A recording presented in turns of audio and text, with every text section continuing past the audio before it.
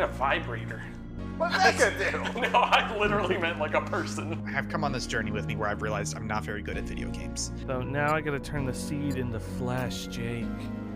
I turn the seed into flesh. Look, we know Garfield didn't go to January 6th because he's lazy. But you know he was And it was there a in Monday. spirit. Truck. Is that enemy truck? Yep.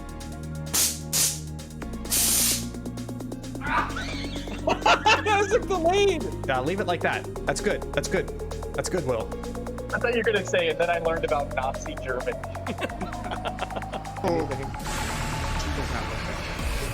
I think about the moment when you look into Sonic's eyes all the time. I think about Sonic's feet.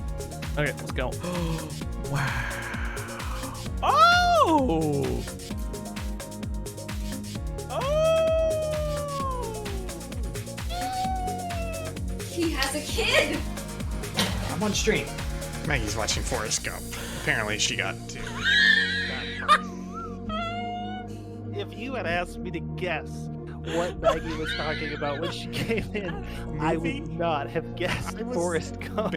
Look, I hate Twilight Princess. I've never played it. I don't want to because I hate that art style. Man, that is the most Ian Gibson sentence I've heard in my entire fucking life. it's a No, I don't think you can say that. I can literally hear it behind me.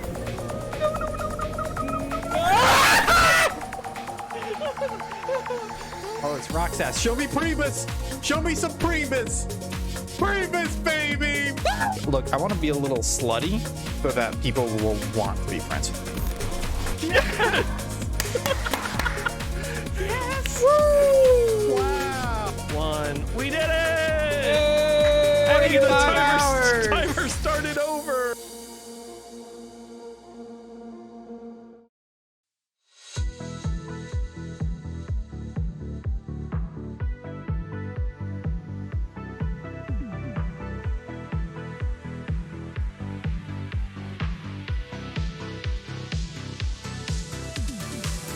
Hello, everyone, and welcome to Local Chat. It's episode 112. I'm your host, Will Crosby. Joining me this week, back after a long, exhausting trip, Dean Gibson.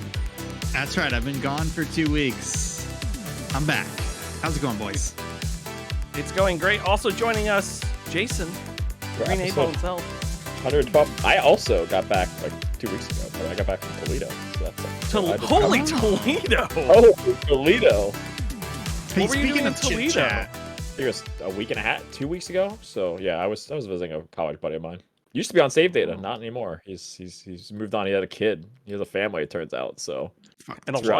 life. And a life, which I quickly realized, like, damn, you're doing all. He has like a house, he's got a He's car, he's got everything. I'm like, wow. And he's like, hey, come over and hang out. I'm like, wow, I'm just a bum. Like, I He just gets realized blowjobs this. every day. Yeah, he's got Jeez. everything made for him. I'm just like, all right, He's well. got a chocolate milk cow. He crazy. bought chocolate milk for the weekend. I was like, damn, dude. Hell, Oh. that's a good friend. That's a good I friend. That is a good friend. You know, I haven't had chocolate milk in a couple months. I should buy chocolate milk at Some this time. chocolate milk. You get back from your trip. Yeah, It's the best I thing need you can some get. chocolate milk. Oh, yeah. Sorry, you were saying, speaking of chit chat, Ian, you wanted to chit chat? Yeah, happy to be Yeah. here, by the way. What's the story behind the Green 8 Ball? Oh, Username. it's not that exciting. I mean, there was a game that came out in 2001, 2000. I think it was Medal of Honor, a dead series, by the way, basically now. Rising Sun. And me and my brother used yep. to verse bots. You could put on bots, and there's like 8 of them. And you just do 2v8. It was to like 200 kills. Hell yeah. And you needed like a name for your profile to like save your stats. So his was Ass Clown, and mine was Yep. 8 Ball, because I always wore 8 in like every, grade school Gotcha. sport I was in. So, and then I was like, Gotcha. 8 Ball is unique and it's different. And then I just added RuneScape. It's Neo 8 Ball, and then Green 8 Ball stuck in like mid 2010s. So yeah, it's not that exciting, but it's not that I'm good at pool. I'm actually quite terrible. It's just, It's incredibly exciting. Don't yeah, I should have sold it. doubt yourself. I killed a man and took his name. 8 Ball. Oh my god. It's I remember when I don't shooters think there's had a good, green- There's not a Green 8 Ball in pool, isn't it? Black? It's black, yeah. And that would be a joke I would hear from when I had a game in game. People would be like, green 8-balls are actually black. Nice. They were like all Jerry Seinfeld. Yeah, these are my nuts on your face. Teabag, baby. Oh, Was your opener. man. Yeah, it was my opener. So 100%. But it's not that exciting, but that's the origin of my name, and I've had it. And I've kept mine, unlike some people who have changed theirs. But I've kept that gamer name for, 21 years. So Dang. It's not awful, you Yeah. know. Yeah, it's So not it's bad. something. You can keep it. you Yeah. know. Yeah, you can I like have it. it. I can give it to you if you'd like it. You can Bar- have it. I'll take you can Will have it. Crosby. Actually, that sounds like a great name. Oh, you want that one? Damn. I think mine's gonna be my usual is Think Gibson, and I think that's gonna be 20 years old next year. My now my that I thing is think gonna be about it. wearing black gloves whenever I stream, and just like Fuck off. God. I'm gonna get arrested. Jeez Louise. It's so there's no fingerprints on the toys. oh that's God. This is like behind the scenes, and I don't want to sorry. explain it to the Yeah. listener. Oh man. Ian, you wanted to talk about keyboards. Yeah, we were a little lacking on chit chat topics, and we've talked about keyboards before, and how that is a hobby rabbit hole, the mechanical keyboard hobby rabbit hole that somehow I think all of us have avoided that, right? what do you mean? Just sorry, in what capacity? Like how there's like, oh, I have like a Cherry MX Red mechanical keyboard and I'm about to lube it, and like I'm about to get a 60% from Ducky. And like it is 100% within our wheelhouses, but we've all avoided it, right? We've not gone down that rabbit hole. I've built one little keyboard, like an 8-key Okay. keyboard from scratch, which was fun. And then I have bought keycaps before. Okay, so you've yes, I've teased it. dabbled. I've never built Flirted. like a full keyboard. I've never been like, I want cherries, I want blah, blah, blah, like that sort of stuff. It's Yeah, always yeah. intimidated me. Also, it's extremely expensive. Yeah, so I've avoided it as well, kind of for two reasons. One, I knew I didn't really need to go down that. I've got plenty of hobbies already. And number two was I have an IBM Model M, and the problem is this is a fantastic mechanical keyboard. So it's not like I need an upgrade to a different mechanical keyboard that's better. It would just be something different. That being said, I've got two problems with my current keyboard. Number one is it doesn't have a Windows key, which I actually use a lot of Windows key shortcuts. Like Windows Shift S is for snapshot, Windows D gets you to the desktop, Windows Tab does a little bit nicer Alt Tab, etc. So I have it bound to my caps lock, but it's kind of weird. It's like a registry hack and it's wonky. And the other problem is this: it's a very loud keyboard. You gotta get which- semi-mechanical. Is what you need to Yeah, do. like and I don't care about the loudness, except that it sucks on streams, because if I'm streaming, I can't really type because it just ruins it.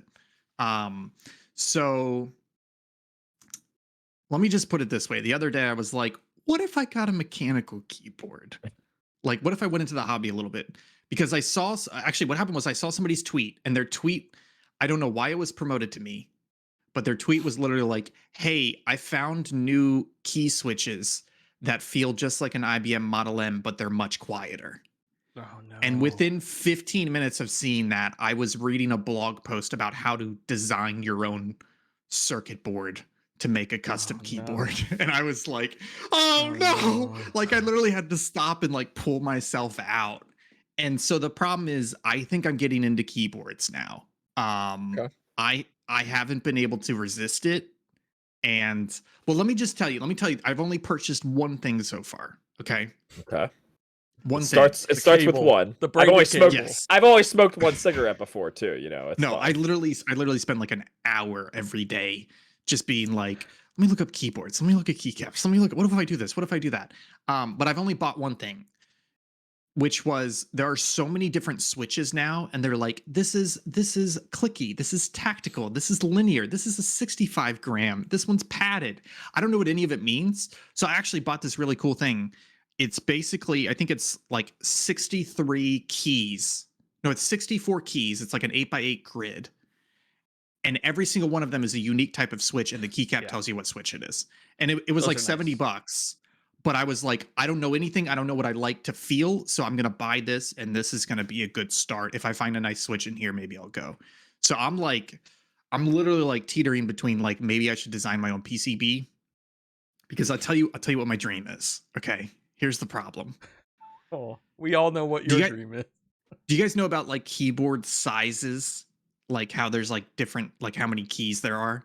Mhm. It turns out that this hobby and this community that I am not affiliated with, but have just been introduced to, is full of fucking idiots because everybody loves like a 60 or a 70% keyboard or smaller, which means, okay, so you have like your keys, right? And you have your function keys and you have your numpad on the right side and you have your arrow keys and stuff. Turns out like 99% of the community doesn't want a numpad, doesn't want arrow keys, and doesn't even want function keys. So they just want letters and numbers and like an enter and a backspace. And it's like the problem is 99% of the products out there are built like that. And that's so fucking stupid. Like how can you live with a keyboard that is missing like literally half of the keys? So the problem that I'm having is that I want to go the opposite end, which is I want a 122 keyboard, which means it's the same size as a normal keyboard, but it also has an F13 through an F24 keys. You should just be one of those guys that just turns left keyboard, turns center keyboard. It's like the guy in the chair. Yeah, the hacker guy or whatever. Yeah. So the problem is the whole community is like, we're going to go as small as possible. And I'm like, no. I want as many keys as possible so that it's driving me towards, I think I may have to design my own custom keyboard, but I'm not ready for it yet. So I think I'm going to do what you did, Will, which is buy one of those macro pads that you solder yourself. It's like a 3x3 thing just to see if I enjoy it, if I like it, if I can do it. And then from there, maybe I'll go bigger. But anyways, I'm sure you guys can relate. It's one of those things where you kind of, you deliberately ignore a hobby for a while, and then before you know it, you're diving right into it, and it's just like, oh shit, what have I gotten myself into? I'm sure you guys have had that experience, right? I had it with ROM hacking. So ROM hacking, I was doing for a little bit, and that sounds tricky. like fun. It's fun, and then it's like it builds up. You're like, this is exhausting, or like you run out of like ideas. You have to like pause. So definitely, yeah. Will and his fucking card packs he keeps buying off eBay. Karen asked me if I could tally up how much I may have spent on cards. And total or on that pack right there? Total. Okay. Can I just say real quick, in your defense though, you are not buying Magic cards. You're not buying any of the bullshit games, etc. I fucking see that. You're buying weird stuff. And the thing about weird stuff is it's almost always worth the money because of how weird it is. And yet he's about to pull out some fucking Magic the Gathering. He's gonna buy, cards. You fucking idiot. You absolute moron. Look at this weird one. Supernova. See, that's cool. That's so right. weird looking. Cool. It's cool. That's cool. That's worth it. That's worth it. No, so I did start tallying it up, and then I got embarrassed and stopped doing it and deleted the file because if you want to say your total, I'll say my embarrassing total of a different hobby I had for a bit.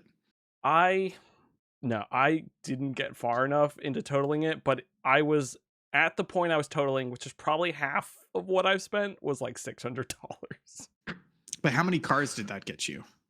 It's got to be thousands, a lot of cards. Right? I've thousands. Yeah, that's worth it. Will turns around these cards. It's just 10 of them.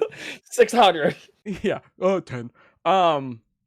By the but time I like curbed on that anyways because it's not like if I was gonna resell them it'd be different. But I was like,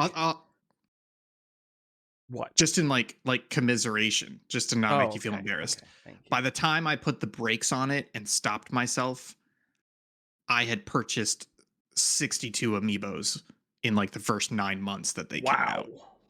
And then I was like, this is very stupid. I'm literally buying them, taking them out, and putting them into a glass case, and that's it. Yeah. And then I just got rid of all of them. That's what I was doing with the cards. And I kept buying them up because I was like, oh, if I don't buy them now, they won't be around anymore. They won't be this cheap anymore.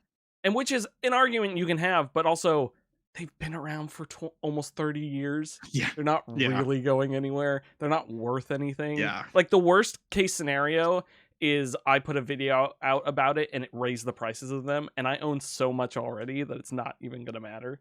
Yeah. And that's why I like not to bring it back to keyboards, but it's like I am at least fully aware of what's happening to me, and so I am doing it in a cognizant fashion. I'm trying to turn this into a project where it's a learning experience for me, where I'm like, look, I could go drop 150, 200, 300, $400 on a really nice mechanical keyboard right now, and he'd be here in 3 days, and that would be it. But I don't want to do that. I want to learn from this. I want to solder. I may even program it a little bit. You know, I was thinking like, okay, what if I CAD the keyboard and like interfaced with like a local like a metal shop and had them CNC'd it.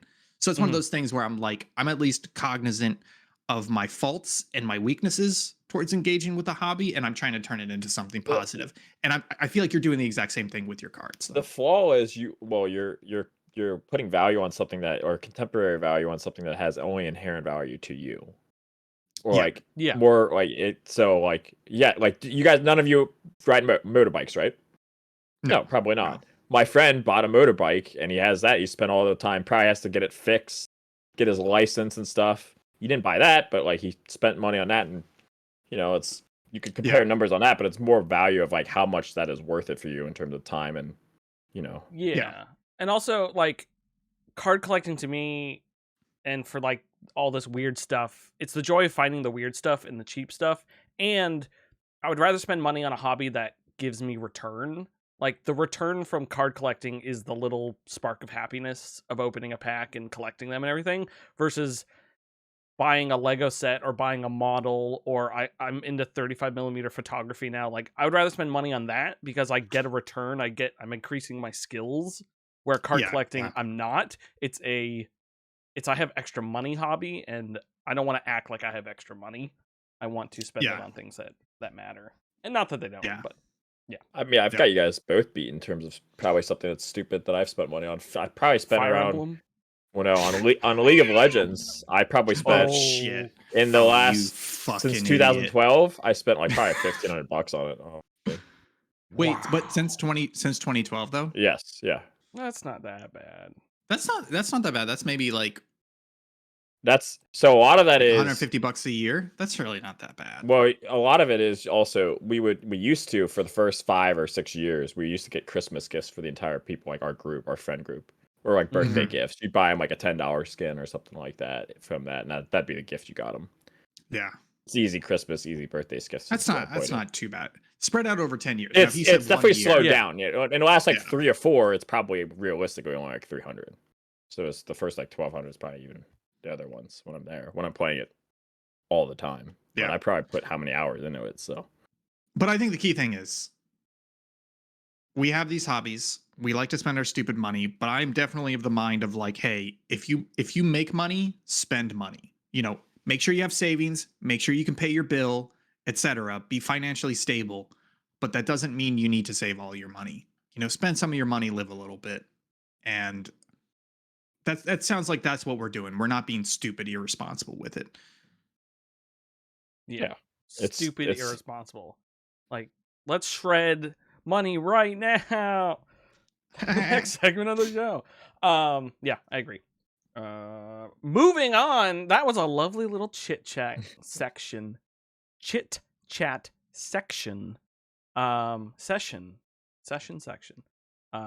So thank you for all involved. Life lessons all around. Moving on to the part that everyone's waited for is the games we've been playing this week. Folks, I'm going to go first. Okay, sorry, I was listening to a loud keyboard type. quick correction. Quick correction, so I don't look like I got even more of an asshole. It was only $12.50. So I'm over. I overvalued. There we go. Yeah, $12.50. That's 2 video games a year. No, that's nothing. Speaking of cards, I did the smart thing, which is instead of buying Magic cards, I just downloaded the free Magic the Gathering Arena game, and I played that instead. That is the smart thing. It's pretty fun. I've enjoyed it so far. I've faced off against like 2 or 3 real people. I've been doing like all the practicing with the different starter decks, and I found a deck I really like, but I haven't made my way through them all yet, so still doing that. I don't understand how Magic is played not in a video game. There is so much going on. I played it for like a month with some friends who were really into it, and I pretty quickly dropped it. It's a fucking nightmare because Will. it's not just so much going on, but it's also you have a bunch of like cocky asshole geeks Yes. who are just like, oh, I do cover scored and then crushable art and then I crushable and then Please- I tap turn. Will, please tell me, Just out of all of fuck the decks you use, you are not white and blue. That's it. White and blue. Is that the Yes. water people?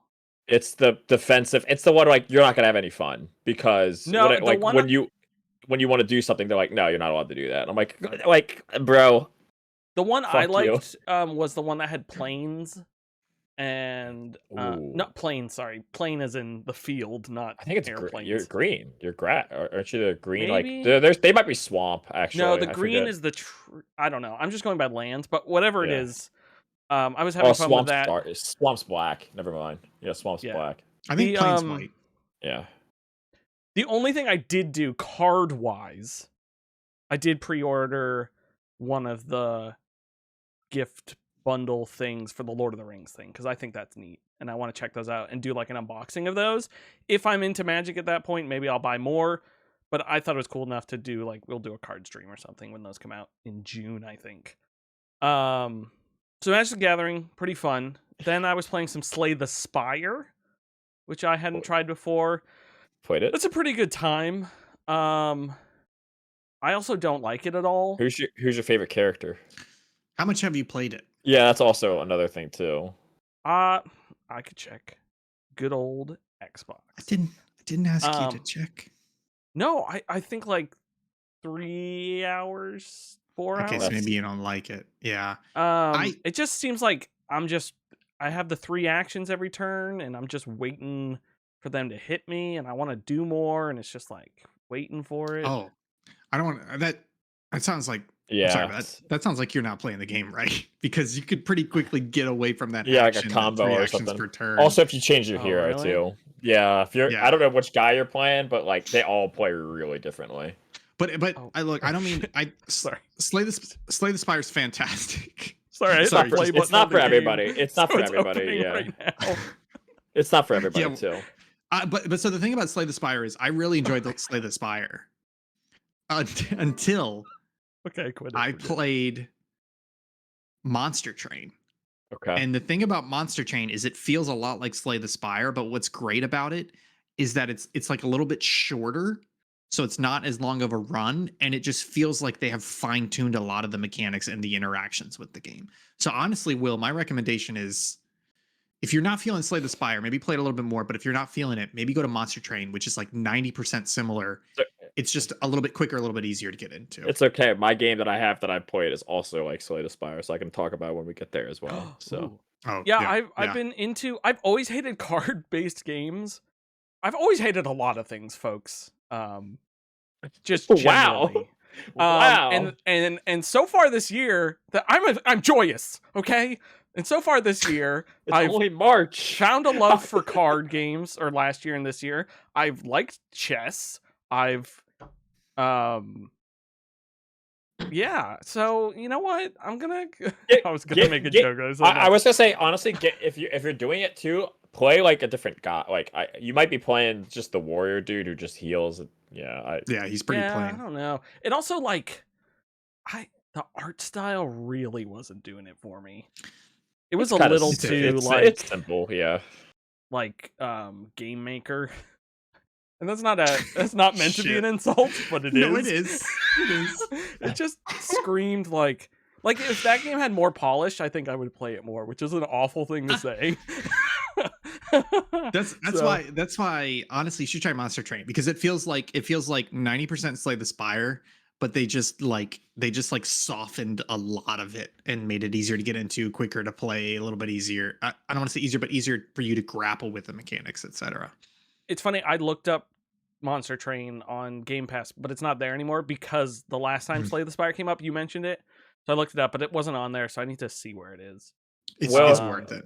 If you ever, like I said, this goes for almost a lot of the FE games you play. But if you ever need you just want to talk about that game, I played it a lot because a girl I was crushing on played it, and they got me into it. Don't talk to them anymore, but the residue's still there. So, That could be but the if you ever girl. need any backup on that, I got you, dude. Yeah, maybe I'll keep playing it. And then finally, Atomic Heart. Beat that today. I guess there was a choice at the end, and I wasn't really paying attention, so I got the bad ending. Wow, talk about bad writing. How long of a game is it? Atomic Heart? I think I finished out It's at like like 16 13? hours. 15, Okay. 16 hours. Oh, look. Let me check. Just to get a bad ending? That's rough, man. Yeah, so thankfully, like, I thought the save in those games were writing over every save you were doing, but it's a new save every single time. So I just went back to where right before I made the choice. Oh, okay. So I'm gonna go try the other ending.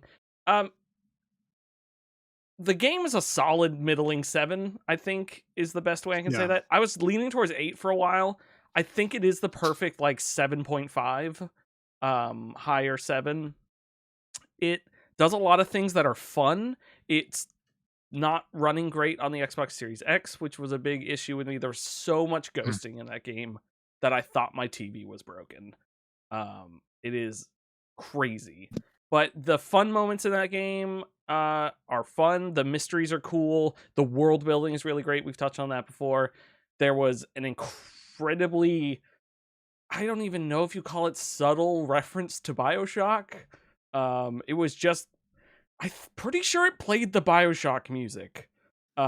So I don't think you can Well, call I it think- subtle. It's funny because when you start the game, it just plays the BioShock game. It's weird. It just says BioShock. And I'm Which like, honestly, I'm fine with. I'm fine with more BioShock games Yeah. because game's great. no, but you literally like you go to a lighthouse and go down into it, Yeah. and it reveals an underwater city, and it plays the like, and then the Gotcha. character is like, "Wow, what a rapture!" And it's just like, Wow. what Yeah. are we yeah. doing? Yeah, it's a fun game. It was a good time. There was actually a few moments I got anxiety and like creeped out because it was like very creepy areas, and there were a bunch of creatures in like containers around you, and when you use the like Hitman vision, they all lit up as enemies. So I kept waiting for the moment when it like makes them all come out and fight you, but it never happened. So it was just constant anxiety, wondering if these creatures were going to attack me the entire time. On top of that, like there's a lot of you can just maneuver around enemies. You can basically do the entire game with the axe you start with. I think I killed Yeah. all the bosses with it. So it is BioShock because you can go through the entire game with a wrench. Yeah. So it's fun. It's a good time. I recommend it if you have Game Pass. I liked going through it. Yeah. Overall, it was a pretty fun experience. It's a cool how was world. Gameplay, bro? Was it crisp? Gameplay's not. Was it The good? shooting's pretty good. It feels good. The aiming's not great. Okay. I played on a controller, which is not how I like to play first-person shooters, but I just wanted to not play it on the computer. So that was a mistake on my part because I was just terribly aiming all the time, which is the other reason I was using the fire axe. But it plays okay. It's just very glitchy. I got stuck in a few places and had to reload and stuff like that. That's funny because Also- I didn't have too many glitches, honestly, when I was playing on the PC. Yeah, it might be different on the Xbox. It's just like a lot of later in the game, like clipping into things.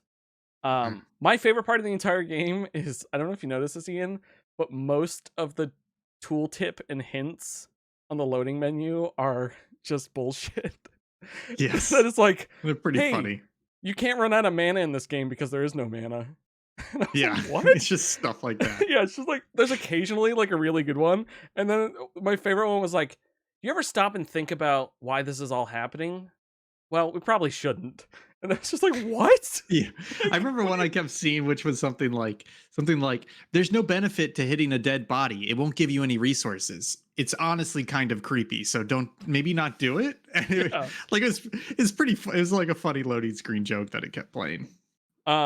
There's also zombies in the game and like things, and there's wall orifices that spit out things that make the zombies. And so I realized you can not walk into the room and trigger it, shoot them all, and all of them still look like they're alive and glowing, but they're all dead. and then you can fire axe all the bodies. So if any more show up, they can't pick up the bodies. So you, essentially, I defeated a boss before it even started, and I was just like, Nice. oh, whoops. Yeah. Anyways, Atomic Heart, finished it. Jason, Yeah. the man, the myth, the legend. What have you been playing? So two of my, I'm gonna have as a board game aficionado, probably one of the bigger ones on Save Data. I have a couple or two board games I want to talk about. I didn't list one of them, but I'll briefly go over one. The other one was, as I mentioned before, the Slay the Spire kind of game that just came out. I think it's in February, late February, which is this Aces and Adventures, which it's basically like you get a poker hands for Slay the Spire instead of characters. So they don't have like you'll have a Ooh. character and it uses a poker hand, and to attack you use like a pair of like aces or something like that. You defend with it. Whoever has the higher poker hand like wins. But they have like abilities that affect each. There's like 5 or 6 ability characters that have like ability cards you also draw simultaneously that use these poker hands. Or sometimes they're like, oh, like your pairs do extra damage. Or when you play like the wizard guy, he doesn't even like attack. He just like he uses like blizzard or something like that, and it taps all of the people on the field, so it freezes them. So he's more like ability based. You can use like fireball. It'll be classic D&D kind of like spells too. Like there's like a ranger guy who like has like summons and stuff. This looks awesome. I'm looking at screenshots. Yeah, so that's why I was like, if you don't like Slay the Spire, this has better like maybe a more cohesive art direction. There's like an enchantress who I really like, who like her big thing is they throw out a pair. You have like every once per turn you can like change the wild, like if you make a card like a wild card up or down like 1, so you change their pair from like a pair of kings to like a king and a queen, which is significantly weaker. Then they have king high card, and then you can defend with like an ace high card or something like that. And there's different monsters and all kinds of stuff. But there's a story mode, and then there's also just like a Slay the Spire mode too, which you can like build your character up and build them up, get like them, rank them up. And then there's a progression system. Your character gets stronger and stronger as you kind of like level them up. So I really liked it. It's definitely really good if it scratches your itch in a different way that isn't, as Will said, really game maker art style. So it's definitely interesting. I like it a lot. It takes some getting used to in comparison to like, this you can't play 2-pair to block like a high card, which is kind of weird, but because you have to block the same amount of cards. So if they have a 2-pair, you just have to have like a higher 2-pair or tie it or something like that. So it's definitely interesting in that capacity. For just coming out, I'm pretty happy with it though. And if you can get it for cheap, definitely worth a look at. The other one is, so I'll talk about this one really briefly, is you mentioned card games, IRL, with Magic the Gathering. I've been playing a lot of Marvel Champions is what I've been playing. Which is just basically like, you get like decks of like booster packs of cards of like these Marvel guys, and then you verse like a threat. It's a team based one, and so you have like, I have Wolverine. Now you can play Wolverine in 4 different like aspects. There's justice, leadership, aggro, and defense, and you have like a buddy who does like picks one of those too. And you tweak your decks depending on who you're versing. Like if we're versing Ultron, he's gonna have like a lot of minions. If you're versing Rhino, it's just one big bad you got to take out. And like, it's just like a legacy card game. You keep adding cards whenever you get like a pack of like, I want the Captain Marvel pack now, and you can play it different. Like I said, you can have different aspects. So Wolverine might play different as a justice versus aggro deck or something like that. So that's interesting. I think it's really cool. Cooperative games always, they're my favorite kind of board games to play nowadays, because I think competitive's just, I like whenever I get together, it's just, somebody feels really bummed that you meet together like once every like month and they get bad luck or something like that. But the other ones, go ahead. Sorry. Because my problem is the opposite, which is I like both types of games, but with cooperative, I get so into the game that I take over the table, where I'm like, okay, on your turn you should do this, and on your turn you need to do this, and I end up just playing multiple people's turns. So I can't handle cooperative games well in a social setting. I had Chris, just quickly, I had Chris and Vic over to play board games that come over occasionally, and Chris started doing that. We were playing Horrified, which is a co-op game. Chris was like, "Oh, Vic, you should do this." And she was like, "Can I take my turn?" and I was like, "Oh no, he's an Ian," and then I he know. didn't do it the rest of the game. Like we all like did it Ooh, together. And I was that's- like, "Oh, thank God." Yeah. I You think do people that have, with competitive games too, you son of a bitch. if Like, they have "Why'd matching you do energy, it's that? good though. You shouldn't have done that. You should have done this." And I'm So like, always honestly, like, though, "Well, which fuck you." which is better in terms of which table experience would you prefer? Me being running your turn cooperative, or me being the judgmental asshole competitive? Ugh, There's a problem with both, but which is better? judgmental assholes better only because I'm going against Really? you anyways. Yeah. Oh yeah, I guess you could take him down. So if he's being judgmental, Yeah. I was like, I'll prove you wrong with your Yeah. shitty ass snide comments or something Yeah. like that. I I get it. won't, but I'll Just like- prove you wrong. The other game, it's the sequel to I think it's been on Board Game Week, #1 on Board Game Week for I don't know how many fucking years, probably since it came out, near close. Is Gloomhaven? They have one. It actually is ties into video game because they have a Gloomhaven online on Steam, which is a good game, very good game. If you can get, again, that's another one I'd look at, play it for cheap if you can. But they have a sequel that just is coming out. I think we were on the Kickstarter, so that's why we got it so early. But it's Frosthaven. So shout outs to that. And like I said, Gloomhaven Digital, if you can take a look at it, it's basically like you guys are 4 Dungeoneer guys that you go in, co-op once again, pick a class, and you play 2 cards per round. You have a 14 card deck or something like that. And there's monsters that, spawn in or something like that with tiles, and they different scenarios and such. And it is a legacy game, so you level up, you pick a card on level up. Once you level up, it's really cool. You can go back to town, buy items. You can work and mix and match with different party members. This guy summons, or this guy creates this element, so he works better with this guy or something like that. So it's really cool. I just 2 different co-op games I think that are worth a mention. I know they're not exactly video games, but like I said, Gloomhaven Digital technically is. But yeah, I just like both of them, and I like to give them a shout out. That's what I've been playing. So I've played Gloomhaven. What does Frosthaven do new or different? It's definitely a sequel, has different classes, updated a lot of rules that were problematic in Gloomhaven, the summoning rules, some of the invisibility rules. all those racist rules. Yeah. Sorry, you said problematic, and I immediately thought Yeah. wait, this game's recent. The- How did it the- have those kinds of issues? Yeah. So, people broke the game. Yeah. Oh. They were just too good. But they also have, instead of just non-existent town you'd go back to, now you build this town up. So you can I choose in between missions, you're I choose whenever you loot something, you get material to help build a city. So now in between missions, you're I want to build the lumber camp.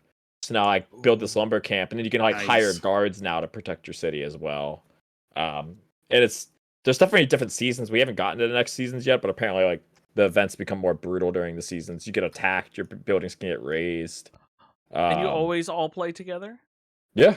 We've been playing together probably since the first one came out, but now we sub a 4th guy in. We have a solid 3, and we sub somebody 4th in that's a celebrity person. So that's nice. I don't I have like Yeah. to have friends. I got lucky. It's the same people I played D&D with. That's why. So Oh, God. That's What's disgusting. that? yeah, but they just updated it. Now it's like I said. Jeez. I didn't realize you were into board games. Yo, you ever played Twilight Imperium? Isn't I it don't so know, yeah. good? It's definitely it's one of those long games, but it's super Yeah. fun. So How many times have we played it? Well, we played it 3 twice. times? 2 or 3 times. No, we No, I did. think it was we just did 2, twice. 3, and 1, 4, didn't we? No, because we did it once with Maggie, and then once. Oh yeah, I think you're right. We played 2 of the 3rd edition, and then 1 of the 4th edition. That game's great.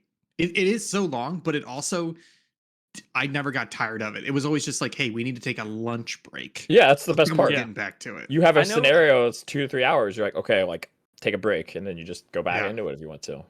I know you don't like it, Ian, but every time they come over, we always have to fight the urge to just play Feast for Odin again.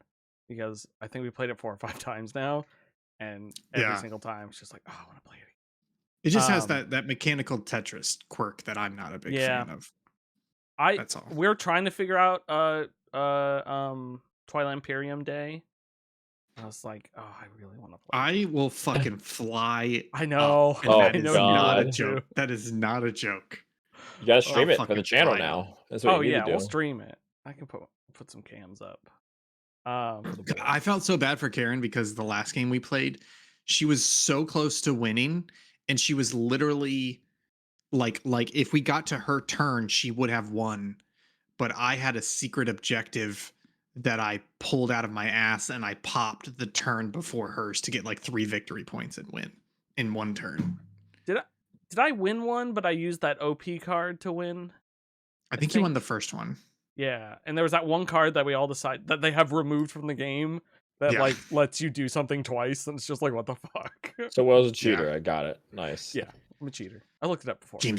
Board games are great, and, Yeah, and they're honestly, the problem is when Will and I lived about 3 hours apart, we would schedule stuff. So him and Karen would come down, or I would go up there, and then I play board games a little bit with my family. I don't know if you guys have played Secret Hitler, but it's one of my favorite board games. I've played that, it's or fucking crazy. You just do a different version of like a Mafia or so, or not the Mafia. Yeah. Yeah, it's I had to Werewolf. switch it for Karen. You could do Coup or the other one too, which is also really good too. I have Avalon. I've been What's it meaning to play. called? Coup or There's the one Night Resistance. Ultimate It's the Werewolf. Resistance or Yeah, something Resistance. like that. Yeah, but the thing Yeah. about the thing I love about Secret Hitler, just to go down this tangent for a bit, is that it solves a lot of problems with those other games. And like there's no exaggeration. I've probably played 70 plus rounds of Secret Hitler, like with friends and with coworkers and with family, and it's fucking bonkers how good that game is, because even the more you play it, the more in depth There's the a meta. strategies There's a get. meta, and yeah. Yeah, it's There's a so meta to find it. fucking He's like, good. I wouldn't kill this love it. person on this turn because you played like 15 different times. I'm not gonna kill this guy or something like, or Yeah. that guy wouldn't still be alive, or why is he talking so much? He never says that or something like that. Like just to give you an example, there was this game where basically what it came down to was somebody had to choose somebody at the table to die, and we knew either my mother or my father were on the bad guys team, to put it plainly, and they were basically being like, no, you're the fascist. And my dad was just like, I know 2 things. I'm a liberal and your mother is a fascist. And we ended up killing the wrong person. And it was just like this Oh. 10-minute conversation of them like trying to convince the rest of the table that who'd they you weren't pick? the one that was lying. Who'd you pick? So we killed my dad. Why? With a Because- speech like that, you because- have to save him. Because my dad was an actor in high school and college. He got an Oh. award in college. And so we were like, Oh.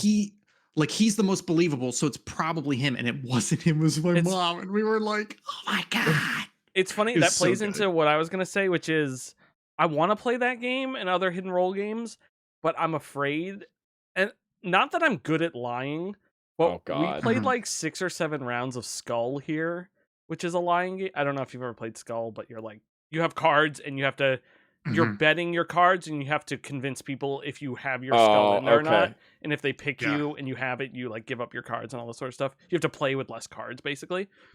I won every single round, and everyone's like, Billy, you're really good at lying. And I was like, oh no. It's like my That's secret one of the- skill.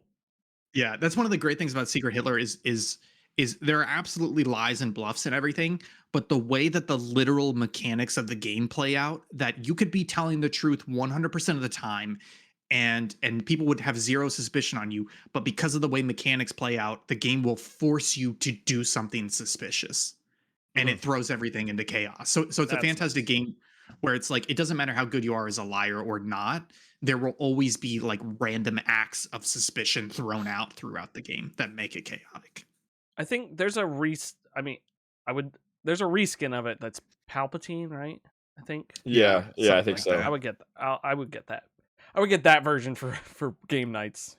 But yeah, board games But are yeah, legit, is well, what I would say. Just to be clear, Secret Hitler is not a pro Hitler board game. It's all about how Yeah, you have to be careful of I who you're understand electing. Yeah, because- Will. But Yeah. I was at a family event recently and someone said his name and the entire room went silent. So I would like to not. That's fair. That's fair. And yeah, that is a problem with the game, is that you really can't play with less than 6. 6 is the bare minimum, and even that is a bit of a stretch. For like Mafia or like anything like that. I like a nice 10, crisp Yeah. number Yeah. right there. I play or by something myself like in a that. mirror. So it's like there's 2. Oh, okay. I You think lie 5 to is you the lie to minimum, yourself, Will, honestly. when you get up in the I morning. lie every day, Jason. Every day's a lie. Yeah. It's not a lie if you believe it, Will. You're beautiful. Thanks, man. That mustache looks great on you. It doesn't. Wow. That was rude. I call you out on your lies. Jeez. Hitler. Facet. I can't grow a Hitler stash. That's one of the great qualities about me. Okay. I love the.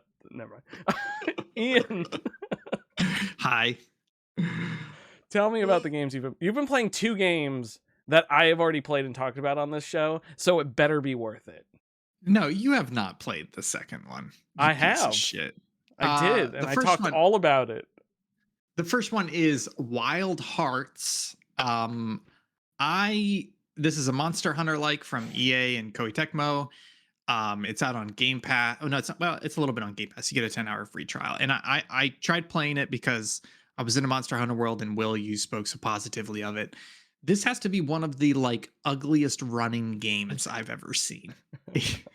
like I don't want to go too much into detail, but I basically spent like 45 minutes with this game being like, why is it so bright and washed out? And then I was like, is Oh my HDR on or God. off? Do I turn it off with the system? I Googled multiple times, and long story short, this game's like fucked from a graphical level, but not in a way where I it hate where it this. doesn't run well. It just doesn't look Yeah, it's No. 1000%.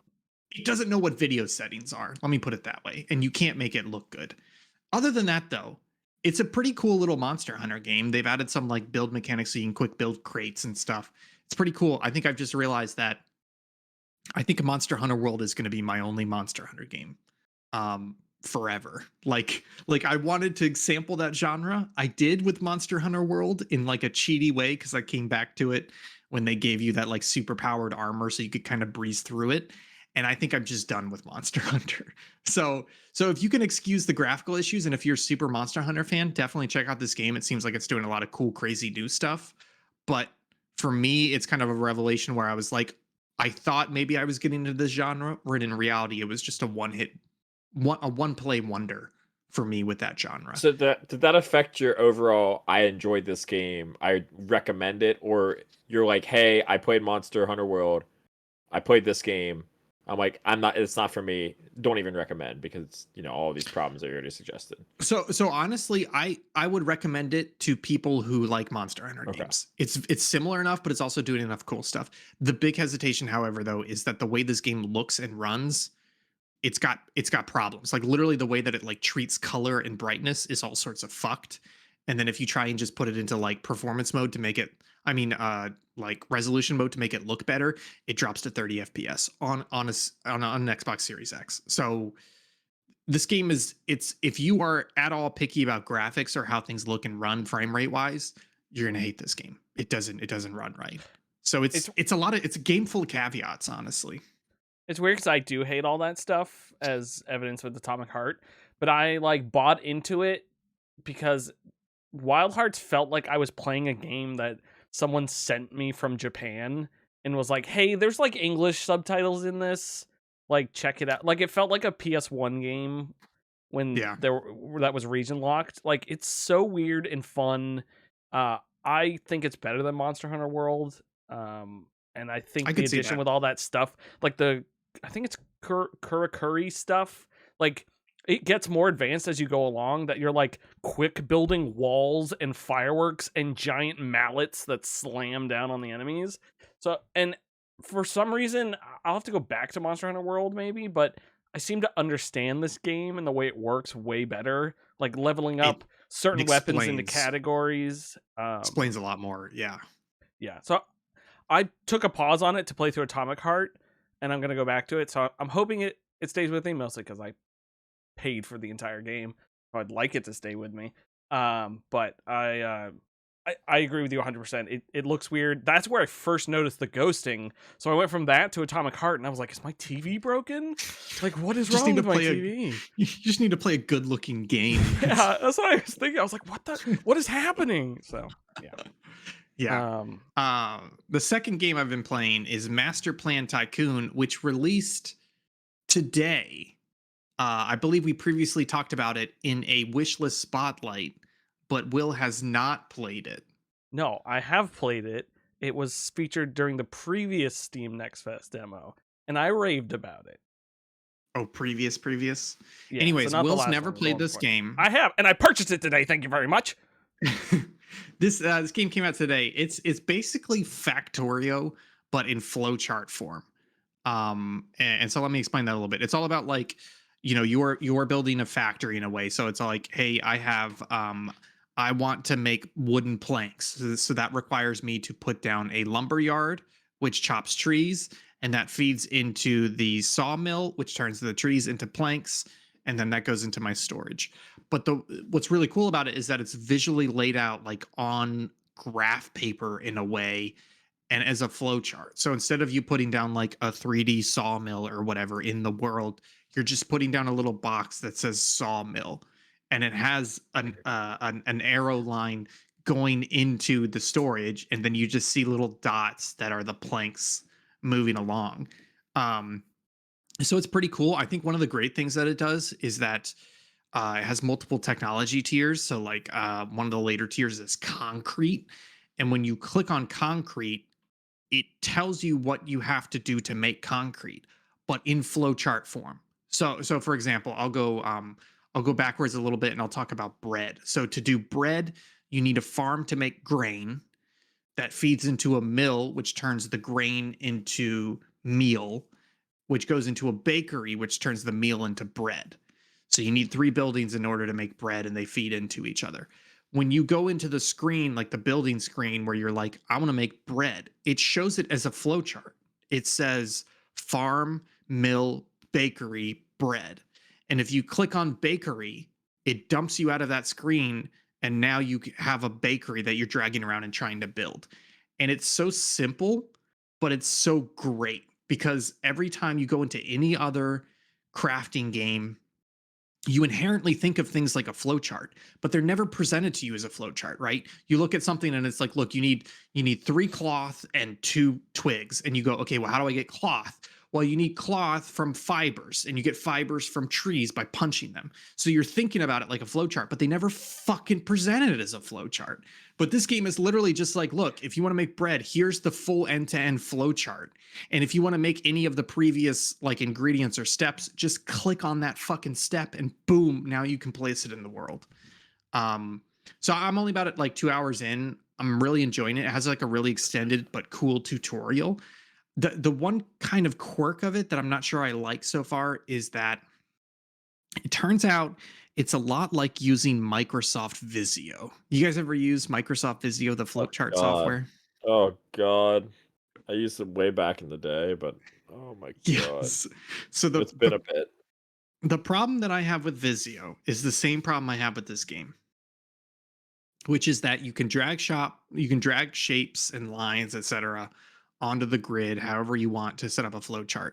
But it's almost like an inverse square law, where the longer you work on the flowchart, the more fucking time you have to spend dicking with the lines to be like, this line goes here. No, you fucked up that line. Now I can't logically follow it. No, this line needs to turn right here and left here. And it never quite works right, and it never quite looks good. In Master Plan Tycoon, there's a fucking problem, which is twofold. Number one, your lines can't go across a building. So if you have like 2 different areas and you've got 2 different buildings and they're trying to feed into the same thing, those lines, they can't go across a building. So you end up having to click a building and kind of drag it pixel by pixel just to be like, give me the space where the line doesn't cross another building. And then the other problem is that each building has like an input and output, and they're on specific sides. So for example, in the example I gave you of a farm feeds into a mill, feeds into a bakery, that has to be in left to right order, because the farm grain output is on the right hand side. And if you try and take that right hand output and draw a line to the left, it goes through the building and it won't let you do it.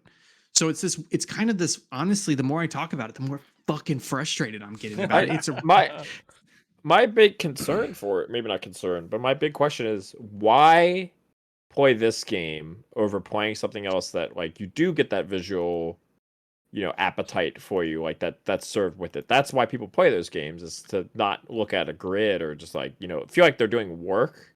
And so I would disagree. That's fair. Because I feel like when I look at those visual aspects, sure, it's pretty. I get a little bit of a graphics boner, a little chub up, right?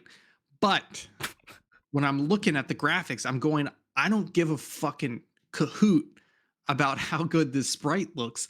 I want to know what's your fucking output per second. I want to know what's your fucking ROI. I want to know how many items are flowing in and flowing out. So honestly, I really like that they've simplified it to a flowchart format because I don't have to take the extra millisecond to look past the graphics. It's just like, boom, mill. It's feeding into the bakery. Like it's super simplified. And with Factorio, etc., I'm not really playing those games for the graphics. That's a nice cherry on top. I'm playing it to build the mechanism, and this game makes the mechanism clearer to me. Right. Yeah. But what's the separate? So my next question is, what separates if I have a factory and you have like a mill or whatever? That's just a box, right? In this game, right? Yeah. So is there a quick way, like that's my mill, like without having to like, oh shit, like especially once the factories get bigger and bigger.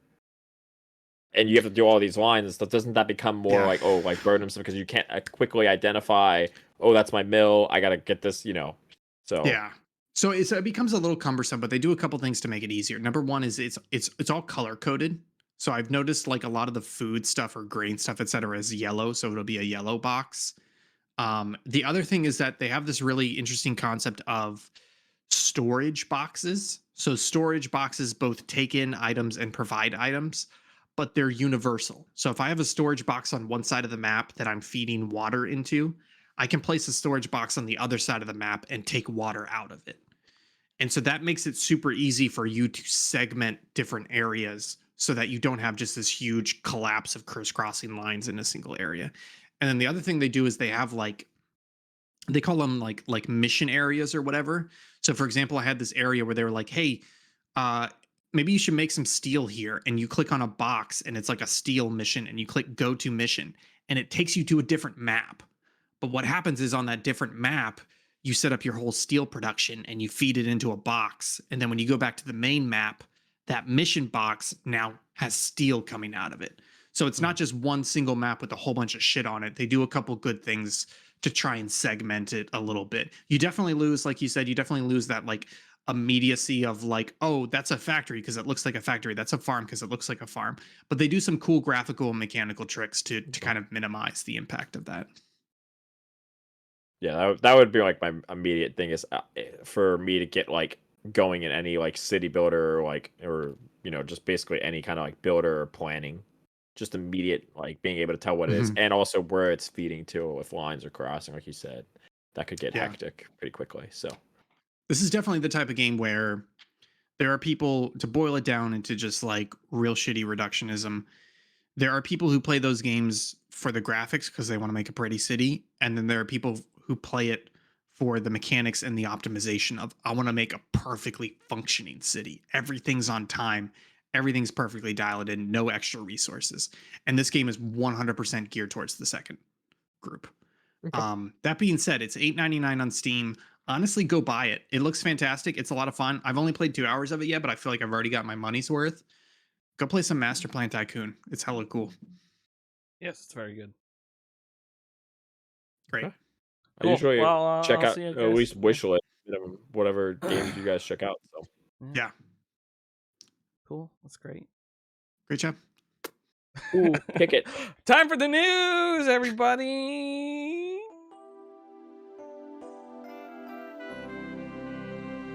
It's time for the news. Got really good at throwing my voice. Folks, a lot of news this week, including things like the Mario movie trailer came out earlier today. I'd like to apologize I didn't see to it. everyone. Fuck. I'll watch it. I didn't watch it either, honestly. I'll watch it after. I've decided I'm not going to watch it because I feel like this. People have said this. This is not a new thing, but I think they're right. Modern trailers just give away too fucking much. It's an hour and 30 minutes. This movie too. So this trailer is actually depending how long it is. Whole movie. No, the movie. The movie is an hour and 30 minutes. Sorry. Well, the trailer's an hour and 30 minutes too. Yeah, it's the whole movie. Yes. Man, yes. The trailer is also 300 feet long too. That kind of trailer, if you're thinking about it. So.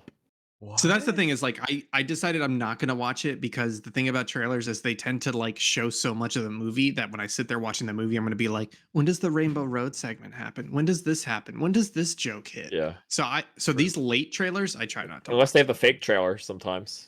But yeah. Yeah. I don't want to watch the Scream trailer, for instance, because I stupidly hit one and I was like, why is that person now? That person's probably a killer because they don't show up or like they're gone, so they're probably already dead, like in randomly. So especially for those kind of movies too, for like whodunits and stuff. What was that? There's that famous trailer for that one movie that like reveals like 3 different plot Okay, twists. so one the big one trailer. that one of the worst trailers ever that ruined almost all of it was, first of all, the movie was going to be dog shit anyway, but Batman vs Superman, literally in the trailer they had Wonder Woman show up. I'm like, why would you put that in the fucking trailer? Wow. Because you don't know that at the end. Now you know they fight, but nothing bad happens. But you kind of already knew that anyway. But now they have to throw Wonder Woman in. So I'm in the movie, 2 hours and 25 minutes into the fucking movie. Wonder Woman hasn't showed up. I'm like, I'm fucked, man. Yeah. Fucking another 30 minutes goes because they have to fight Exactly. Doomsday. I was like, how are we making This long? Doomsday? It's a long fucking I love movie, this dude. movie so far. It's great, but when's Wonder Woman? No, gonna I show was up? hating the movie. I was like, please, I have to use the restroom. The kid to the left of Oh me, who's my. 10 years old, said, Mom, can we take me out? This movie's dog shit. I was with my my current ex, but she was like fucking like, I was just like, I'm not really a big fan. I was like, I'm not gonna be able to talk to her about this. She doesn't like the movie, so we're gonna have nothing to talk about. Like, this movie's dog Why shit. she's an ex. Maybe, but still, we should have left. We should have left. Jeez. I almost walked out, but yeah, it's that kind of trailer. We didn't know what, like, why would you reveal Wonder Woman when it's your big thing? Like, no one knew she was going to be in that movie 100%, and they show her in her like costume fighting Doomsday, which we didn't know was in the movie. Why? Jeez, that's so messed up. But yeah. Yeah. Hopefully, the Mario movie doesn't do like something else. Like, oh, Birdo is in the movie. Oh, Birdo, my favorite character. Birdo. Oh, Birdo, Birdo. my favorite character. Said like nobody ever, unless you really like sucking. Like, Then call me Birdo. they call me Birdo. We are off the Oh rails. man. Sorry, yeah. Speaking of rails, my weekend. Todd Howard came to me in a dream and he said, Will, you know what? Listen here, boy. I'm not wearing Okay. pants today because Starfield's coming out soon.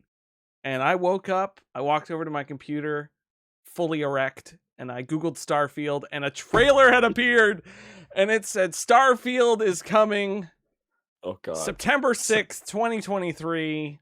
A marvelous day. Write it in the calendar. I'll put it in my calendar that features artists from the Renaissance period. Renaissance. Renaissance. You Wow. like that bit? That was pretty good. And I am so, nothing's going to bring me down because I'm excited for Starfield. There's a Okay. direct Okay, in June. wait. Shut the fuck up. I didn't Shut watch the this new fuck up. trailer yet. It's I like a haven't little bit of a behind the scenes I- dev trailer. Does it I look haven't better than it either. did previously? Because previously it looked real iffy. How long they've been making Starfield? 27 like- years. I mean, since Todd was a sperm, so how long's that? He's in Um, his 40s. Is it bad for me to think my early prediction is this is going to be the new Anthem? Is that an asshole thing to do? I don't think I don't think so. I don't think it's going to be that bad. I don't think it's going to be Right. that great, but I don't think it's going to be Anthem bad. Hi, Save Data Team. Thank you for rating. This is me publicly acknowledging your rating. Halucha, Yeah, clip yeah. This. You got to make sure. Hey. Halucha. Clip this. I see them publicly acknowledging. I noticed that somebody also hasn't acknowledged them yet. Would you like to say any words? Also, Ian on the raid, just in case we need the double down. Cheers. Yeah. That's not iced tea, folks. That's his urine. Can needs you to tell drink I'm more a water. little sauced right now? No, No, tell? not at all. no, because you laughed at my Birdo joke, so you have to be intoxicated. Oh, that's fair. Oh.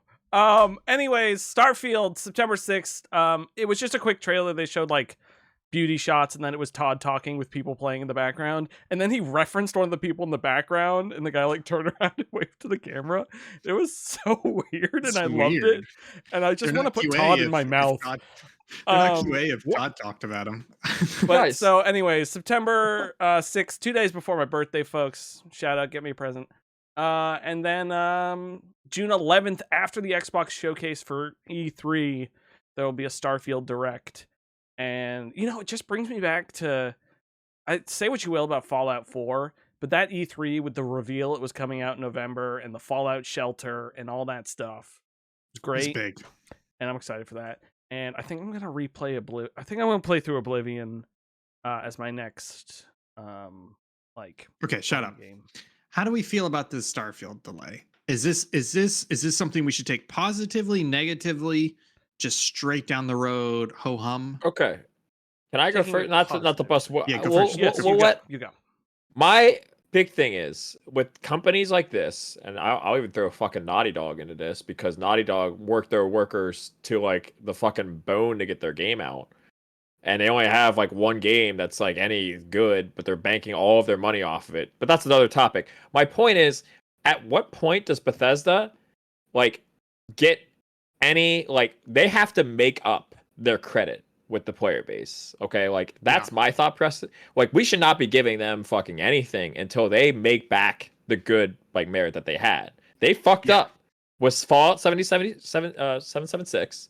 That was a fucking like horrible. I'm sorry, Will. That was a mess. No, They, it's like- Fallout 76, not 776. Yeah, 776. There's a It's a game. sequel. There's a Fire Emblem game that's 776, by the way, which I always confuse it with. Anyway, that's Oh my god. sorry. Of course there is. But my point is, like even Fallout 4 had a lot of bugs too, and they copied and pasted those bugs in the the next game. Yeah. How it goes. My point is that company should not get any. It should be building the merit and credibility back rather than us going. Mhm. This game's gonna be amazing. It's the Yes, next best 100%. thing, especially since these delays and stuff. Like I don't. It's not that this game. I jokingly said it's gonna be dog shit, but there's a lot of people who are gonna like look forward to it. And that's fine. That's perfectly fine. But I don't think I'm worried that there's people who are gonna be blind and like immediately this is God's gift to humanity instead of like rating it for what it actually is, and then doing something crazy. So I think this company needs to be checked, is what I would say. Yeah, I can say it. Look, I'll say it. As somebody who has worked in Bethesda QA before, I don't know what this delay means, right? There's two things it could mean. Well, no, that's not the way to approach it. There's kind of two feelings I have. Number one is Bethesda games, 110%, they need more time to bake. They need more QA, they need more work to polish, etc., especially towards the end. But the other part of me, as somebody who was on the inside of that cycle, admittedly 9 years ago, but I haven't heard of any major changes. Their QA dev management interaction system pipeline is fucked to the point where you would have all those bugs that ended up in the field in front of customers. They were found by QA, but they were not handled properly. So it's one of those things where I go, I'm glad they're giving more time because I'm assuming that time is for QA and for bug fixing, but I also know they don't fix their fucking bugs. They just ignore them. And so it's not a matter of time, it's a matter of systemic upheaval. It's a matter of they need to rework their entire dev QA process. And until I see proof of that happening, the delay doesn't mean shit to me. It doesn't instill any sort of confidence in me in that release. So sure, bring me the game, but I think you're right. This is going to be a solid fucking 7. And so I'm like, I'll play a solid 7 in September. It's going to cost me $0. So Listen, whatever. We all know Phil Spencer walked in there, said, Toddward, we're gonna have to delay it because there's too many bugs on my iPhone when I'm playing over the cloud in my jet. And I love it. We need I would love that. to fix it. And that's what Todd's doing. He's on the ground, in the trenches, programming, QAing, arting. That's all he's doing all the time. Now, the real good news about this, I don't know if you even stopped to think about it in your world of sevens, Ian, I didn't. which is Starfield 2 by Obsidian is gonna be awesome. Don't get okay. No, fuck. I know that's a joke, but Starfield I'm New excited now. Vegas. It's gonna be lit. New Space Casino Vegas. Planet. I love it. God, that's a good idea, though. That's a really good idea. They should just know. turn Obsidian into a Bethesda sequel factory.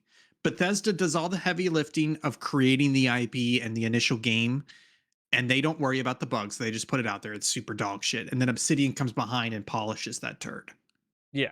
Like I'm looking forward to it. I'm hoping it's another Skyrim in the sense that it's Skyrim's not a 10. I mean, to me, I think Skyrim's an 8, a very solid 8, 7. It doesn't have the best writing in the world, but it is a repeatable format that obviously people have lost themselves in for over 10 years, Actually 12 modded. years now. Modded Like, too. mod Yeah. it. Yeah. It's a good basis. People love that game. Same with Oblivion and Fallout, even Fallout 3. But Fallout 4 is where it started waning a little bit. And Fallout 76, although it was a test of their multiplayer game, like that doesn't instill confidence in a single player game. So I'm hoping Starfield is another Skyrim where it's not a perfect video game, but it is enough to get by, and it's a good basis to like go around and explore things, kick things off, and do all that sort of stuff. Like that's what I don't think it's gonna. It might be my game of the year because I'm gonna love it so much. I don't think it's gonna be a perfect 10 or something like that. Not like Fallout New Vegas, but I think it's just gonna be fun. So Vegas, I think that's what I'm just looking forward to, a return to form, hopefully. If I can say that. something positive about Starfield, I would say this. If it was the exact same quality, but if it was another Elder Scrolls or another Fallout, zero fucking like enjoyment from me on that. It's like, okay, you put out another one of these buggy games, but the fact that they're bringing in a new setting, hopefully new mechanics with that, something brand new, and they're trying something new, even if it's the same level of quality, I will inherently bump it up in enjoyment just because it's something different. And that's what I'm kind of hopeful for. If it was like, again, just to say, if it was Fallout 5, if it was Elder Scrolls 6 or whatever, and you're looking at it and you're going, this looks like the same quality issues as the previous one, I would not be that excited. But this is something new from Bethesda, which it's been a while. So that is exciting. Yeah, but also I'm the type of degenerate piece of crap that would take more Elder Scrolls and Fallout all day. Oh, just give it to me. I hope for your sake, Will, it's good. That's all. I hope so too. I'm going to take all the time off from work. You heard it here first, folks. You can take all my Good time. idea. Actually, Months I'll off. give you all Wednesday. my time of work if you want. It's a Wednesday? Hi. Pretty sure. Taking a Let me Wednesday fact check off. that. But I'm pretty sure What it's day a is my Wednesday. birthday? Well, I'll know once you tell me. Here's gonna It's be a my birthday. Wednesday. So It's the a game's not. Wednesday? My Will, birthday's a Friday? Will, the game's not out for you yet for me to get it for your birthday. I'm sorry, but in advance, I'm gonna call up Birdo for you, my homie. Call up Birdo? Oh yeah, Quick back alley? The OG slurper. The OG Birdo must... Wait, doesn't Birdo... Wait. She shoots eggs out too, man. Holy crap. Where do you think the eggs come from? The slurp, What's that website called? slurp.com. No. Slurp.yeah. Anyways, Ian, what did you pick Oh. to talk about? Oh god. Fuck, what a segue. Let me calm down a little bit. This is a bonkers story, and honestly, I'm surprised that the games media like PC Gamer, Rock Paper Shotgun, Kotaku, etc., are not carrying this story. Which is there is somebody recently who received the Medal of Honor. For those of you outside the United States, the Medal of Honor is basically the highest award that can be given to a military member. It's typically awarded posthumously. It's one of the first Black officers in the Green Berets will receive the Medal of Honor for their heroism in Vietnam nearly like 50 plus years ago. And one of the, I don't want to say one of the main reasons, but there was a campaign to get this man awarded the Medal of Honor. And some of the key people in this campaign are from the Arma 3 mod community. And the story is basically that as part of SOG Prairie Fire, which was the Vietnam mod for Arma 3, they started doing interviews with Vietnam veterans. And this is one of the veterans they found. Sorry, let me get his names. Fuck him. Colonel Paris Davis, retired. They were interviewing this veteran and they kind of discovered this incredible story of heroism. And they helped write the application for the Medal of Honor. And a couple of weeks ago, it was finally awarded. President Biden awarded this veteran the Medal of Honor for their actions during Vietnam. because of this campaign led by game developers who were making a game in Vietnam and discovered this story. It's just such a crazy thing. Have you guys ever read any Medal of Honor citations, like the official like text from Medal of Honor awards? Not the citations itself, but I did play the game as based Yeah, off, Rising which is Sun. different. Yeah. Um, It's so crazy because it's like I'll read you a portion of the citation. The citation is like a combination of like very direct military speech, but also what sounds like if you got like a National Guardsman like 2-year dishonorable discharge drunk in a bar and they started bragging about all of the shit they did. So it's this weird combination. So I'll read this here. Quote, Captain Davis constantly sorry, let me back up. Captain Davis and 3 other U.S. Special Forces advisors accompanied the Vietnamese regimental force company on its first combat mission, a daring nighttime raid against a Viet Cong regional headquarters. Captain Davis constantly exposed himself to hostile small arms fire to rally the inexperienced and disorganized company. He expertly directed both artillery and small arms fire, enabling other elements of the company to reach his position. Although wounded in the leg, he aided in the evacuation of other wounded men of his unit, but refused medical evacuation himself. Following the arrival of air support, Captain Davis directed artillery fire within 30 meters of his own position in an attempt to halt the enemy's advance. Then, with complete disregard for his own life, he braved intense enemy fire to cross an open field to rescue his seriously wounded and immobilized team sergeant. While carrying the sergeant up a hill to a position of relative safety, Captain Davis was again wounded by enemy fire. Despite 2 painful wounds, Captain Davis again refused medical evacuation, remained with the troops, fought bravely, and provided pivotal leadership and inspiration. That's not the end of the citation. I believe he then refused to get evacuated several more times. So honestly, this is just a feel-good story. Like, there are people out there that say video games are violent fantasies and just like not art forms, that they're just absolute like base gratification entertainment.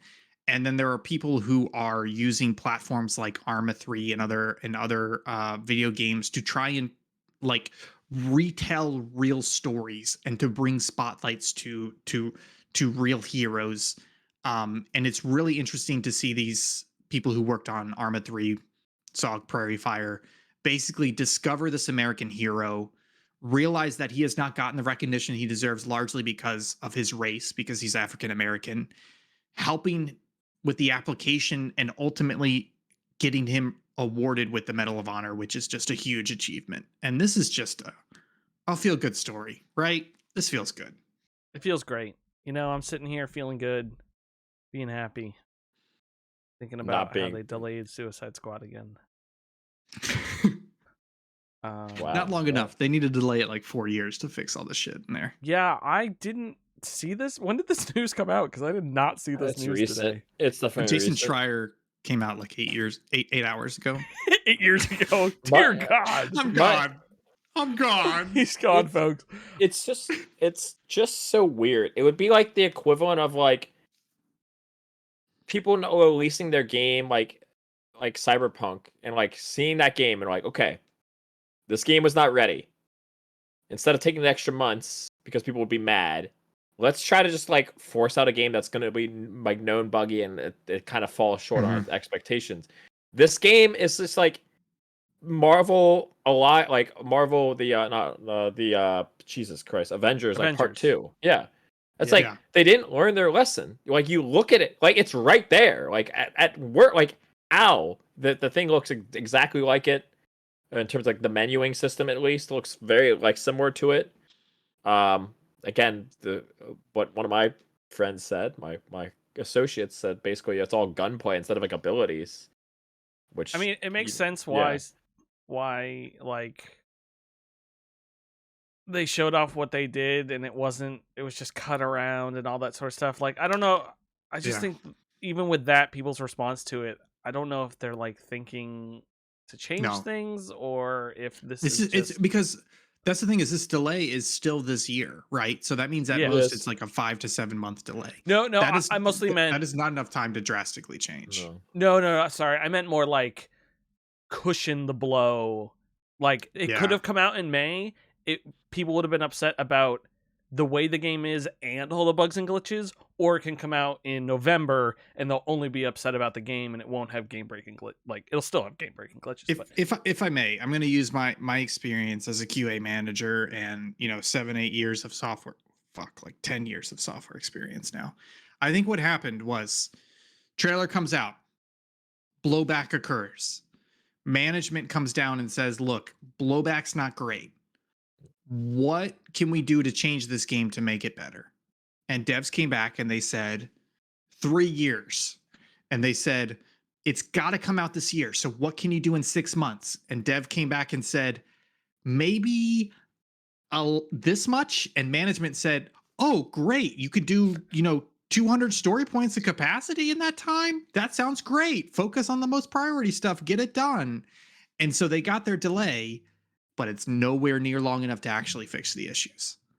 And so this time is literally just going to be fucking wasted on like mediocre P2, P3 issues. That's it. There's nothing drastic going to change about this game. This delay doesn't fucking matter. It's weird because like I know it's completely different mediums, but you have like there's been another game that got delayed coming out April, Advanced Wars Reboot Camp. Yes. They stopped that because of 9/11. the war. Yeah, and partially, let's be real, the war between Russia and Ukraine. And I was like, yeah, like yes, I get that, but then like they didn't like they kind of just like kept it hidden. It was really weird. And who knows if they actually partially, I think they actually did stop it because it was going to be buggy or something like that. Because I don't think that's a year worth of Just to cut in here, but the other thing is I've heard rumors of Nintendo will finish a project like 99% of the way, and then they'll put it on the shelf and they'll take it down off the shelf at some later point, finish the marketing and push it out there. So it may have been completely done. It might have. It's just sometimes like the Sonic movie, again, different medium completely. They got bad feedback and they're like, oh, fuck, we need to fix Sonic badly. And, like, granted, again, movies are completely different, so I don't even know why I'm bringing this up. But, like, is there anything they can do to salvage any of it, like the menuing or, like, how it looks? Maybe not gameplay-wise, just kind of tidy that up. I don't know. I'm not an expert on gaming. I'm not an expert on coding, especially if it's 23 release again. But menu they could do. Menu, totally. Underlying mechanics are fine. They just change the UX elements. That's totally doable. I mean, UI elements. I just think it was too much of a coincidence with Advance Wars to have been delayed twice because of two different national tragedies like 20 years So apart. You're saying they knew they needed the time. They had to do something they to create called Putin and said, listen, we're going to give you Ukraine. We're going to let you annex Ukraine, but we're not president right now. It's so weird. You heard about these neo-Nazis in Ukraine? You should do something about that. Here's the thing. We heard about them. This unlike Ian, I'm going to take the opposite approach. Not only would the delay maybe not do anything, it actually hurts your game's image even more because now you get this game, you have players like, oh, I'm going to get the Suicide Squad. When's it come out? Oh, and you like click on it like, oh, I thought it was coming out May or something like that. And if the reason they're delaying it is not because of bugs, and it's a side grade at best of like what they like edit, but it's still not great. That's just worse for everybody. Because then you got a game, then you got a game that's like, well, why'd you delay it in the first place if you didn't like improve anything now? Or like there wasn't anything to improve. Unless they say specifically it was too buggy. I get that, but we'll never know. Now it seems like they're recalling it, which I think they say in the article itself, the reason they did delay it is because of backlash from fans. So there's no winning for them anyway at this point. They're kind of fucked. They just got to release the game as best they can and hope it's good, whatever the material they've got. Yeah, they just gotta go to a landfill and bury it like ET. Except ET was legit, man. Legit bad. That game rules. Still. Have you played it?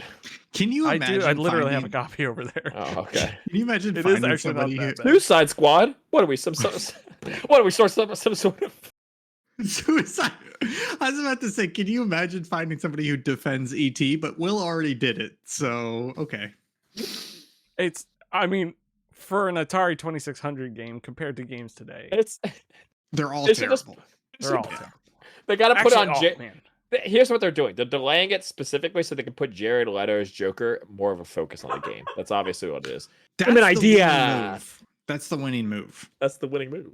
Best Atari 2600 game right here. Warlords. Nice. So fucking good. Nice. I'm sorry, I don't Anyways, mean to call it folks. the chat, but Sabilla has a very good point, which is the layout is sick, but we do need Ski Runner somewhere in the layout. Where do you want? Okay, let me I- get a I GIF think- of I think Ski it's- Runner. But I think it's a loop. Okay. So every 25 minutes, Ski Runner the Yeti just comes through the screen. I didn't get a sponsored moment on stream. I would like to Go bring ahead. up this minor topic. Two things. One, speaking of Advanced Wars, / I think I mentioned this the last time. If we do a Pokemon tournament on Showdown, would you gentlemen be interested in playing if I can't rally up enough like save data members? So It's gotta here's be our 6 here's our people. concern. Here's our concern. We're better dog than- shit at Pokemon. It doesn't matter. They are too. I don't care who they say. Okay. They are too. We'll- And we'll have a we'll coaching do it. session with me as well, so we'll be fine. Yeah, you we'll got- do it. So like, Yeah, I'll do it. I'm not saying they're the backup. I'm saying I don't know what the. I mean, the you people on literally stage said we data- were the backup.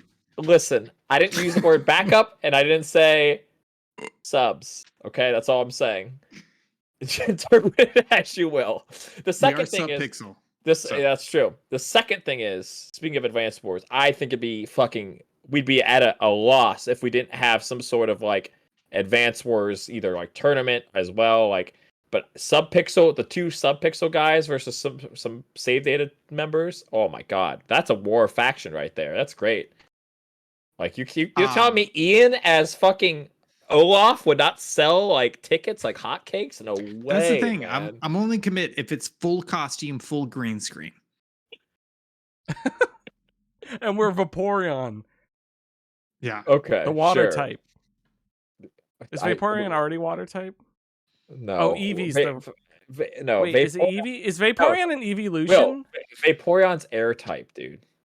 Vaporeon's air type? Vapor? Yeah. I thought it Wait, would why? Is be, it, I like, thought water. it's because she was wet and stuff. The whole sex thing. Is air wet? I mean, air's a liquid, No. isn't it? It's a We gas. have to end this stream. We have to. Okay, end but this just keep that in stream. mind. Like, what? Just keep that in mind. With I think in Advanced Wars, I think we should all do. I think I would love to have you guys as a pairing. I think we should actually do like 2v2s, like a 2v2 tournament. I'd love to Oh, yeah. draft some people from. Look, I don't know who I'm drafting from that save data team. No clue on that one. I'm just gonna have to figure that one out. Maybe I just get a guest celebrity in there. But the Subpixel guys coming in there out of nowhere. Get a Woo. dead celebrity. Are there any dead celebrities anymore? What do Yeah, with them all? bury them with ET. Are you a Vaporeon's celebrity if airtight? you're That's dead? crazy. Are you I a know, that celebrity is if you're weird. dead? I didn't even know. My point is, if we do the costumes, it would be sick. All right, so we got Ian as I thought it Olaf. was sky. Wait, got- it's sky type. It's not even air. I've already got a Soviet hat and everything. We got so I'm good to Ian go. as Olaf. We got fucking Will as Sammy. That'd be great. Folks, If the fans demand it. folks, thanks so much for showing up. Thanks Save Data for raiding with the 20 people. 9 of you have stuck around because there was no one here before. Thanks for being here, Jason. Thanks for being on the show. Thank you. It's always a pleasure, guys. Honestly. It really is. Yeti, thanks for being here. Ian, thanks for being here. Folks in the chat, I love you. Tune into more of our content, subpixelfilms.com for due to that. Check out our YouTube channel. Check out the stream archive. On the stream archive, there plugs. is our old D&D stuff if you want to see that in Fiasco, I think. We haven't done it in a while, Yes. so it's nothing crazy. It's not as good as Saving Throw. You can go watch that. 2 Oh. plugs though. Number 1, Saturday. 2 plugs. We're coming back with Subpixel Aerospace. It's where we come up with a crazy mission in Kerbal Space Program and we try and get it done. This past week, we flew 400 Kerbals to the test island and it was a crazy stream. Highly recommend. Check it out. That'll be this Saturday. Next week, Tuesday, probably 8 p.m. Eastern, maybe 9 p.m. Eastern. I'm sorry, not Tuesday. Thursday, we're not having a normal local chat episode. Ooh. We're going to be doing a spoiler chat about the entire first season of Last of Us on HBO. So tune in for that. It's going to be a fantastic episode where we discuss all the ins and outs of that TV show and whether or not we liked it. We're going to do it, folks. It's going to be fun. It's going to be a good time. So tune into that this weekend and next week. It'll be a good time for you. It'll be a good time for me. It'll be a good time for Jason because he won't have to be on the show. Sorry, I'm just stretching out. 8 more seconds, folks. We'll see you all next week. Where are my black gloves? My black gloves.